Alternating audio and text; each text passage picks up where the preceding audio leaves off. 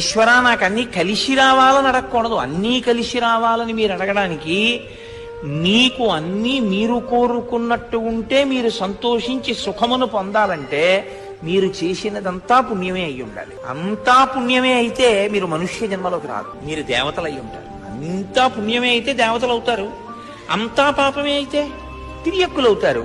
పుణ్యము పాపము కూడా ఉంటే మనుష్యుడిగా వస్తారు. ఇవాళ ఏడిస్తే రేపు నవ్వుతారు, చీకటి ఉంటే వెన్నెలు ఉంటుంది, ఎత్తుంటే పల్లం ఉంటుంది.